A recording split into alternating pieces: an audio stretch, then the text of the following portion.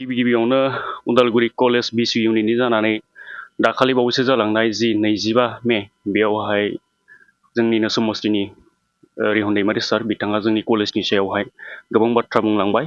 दा जोंनि कलेजावहाय गोबां जेंनाजों मोगा-मोगि जानो गोनां जादों। थिग बिदिनो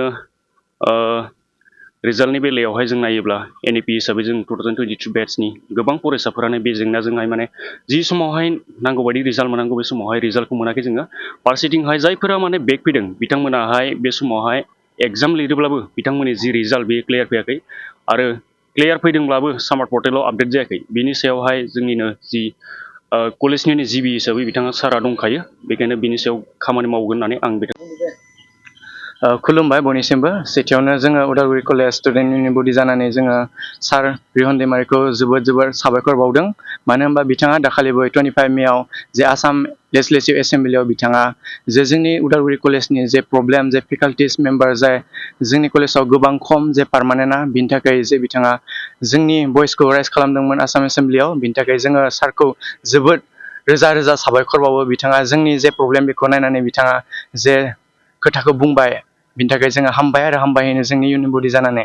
आरो जोङो मिथिगौ जोंहा जे फेकाल्टिस मेम्बार जे जोंनियाव पार्मानेन्ट टिचारफोर गैया, बिनि थाखाय जोंहा गोबां स्टुडेन्टआनो क्लास लानायाव गोबां प्रब्लेमफोर जायो। बिथांमोना रेगुलारहै बिथांमोना लानो हाया। जोंनियाव गोबां मेजर माइनराव जोंहा मोजां क्लास जायो, अब्लाबो जोंहा मेजर माइनरनि अनगायैबो बेलेग साबजेक्टफोर थायो, बेयाव जोंहा पार्मानेन्ट टिचारफोर गैयिनि जाहोनाव जोंहा आरो नन सेन्सन टिचारफोर दङ, अब्लाबो जोंहा गोबां समाव जोंनि स्टुडेन्टफोरा फेस खालामनांगौ जायो। गोबां समाव जोङो क्लासखौ मोना। बिनि थाखाय जे सारा दाखालिबो जे 25 मेआव जे जाना थांनाय जे आसाम एसेम्बलि लेजिस्लेटिभ एसेम्बलियाव जे बिथाङा राइज खालामबाय जोंनि जे प्रब्लेमखौ, बिनि थाखाय जोङो जोबोर गोजोननाय मोनदों जोङो जोंनि उदालगुरि कलेजनि इउनियन बडि जानानै।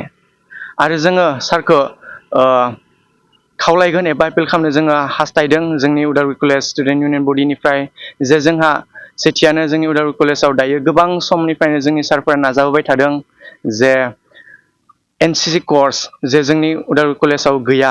जोंनो गोबां गोनांथि। जोंहा गोबां स्टुडेन्टफोरा जोंनि कलेजाव फरायग्राफोरा गोबां डिफेन्स लेभेलाव खारो। बिनि थाखाय जोंनो बे जोंनि उदालगुरि कलेजाव जेब्ला NCC कर्सआ फैगोन, अब्लानिया जोंनि स्टुडेन्टफोरा गोबां हेल्पफुल जागोन। बिथांमोना बेसिक ट्रेनिंफोरखौ बिथांमोना मोनगोन। बिनि थाखाय आङो सारनियाव खावलायनो हास्थायदों दे जोंनि उदालगुरि कलेजाव जोंनो NCC कर्सखौबो जोंनो नांगौ आरो बेखौ सारा मोजाङै नायनानै जोंनो बेखौ उननि समाव लाबोना होगोन होननानै जोङो मिजिंथियो। आरो लोगोसे जोङो खावलायनो सानदों सारनियाव जे जोंनि उदालगुरि कलेजाव ससियल'जि आरो लोगोसे जिअ'ग्राफि डिपार्टमेन्ट जोंनियाव गैया। जोंनो बेखौबो नांगौ। गोबां बेलेग कलेजफोराव दङ, नाथाय जोंनि कलेजाव बियो गैया।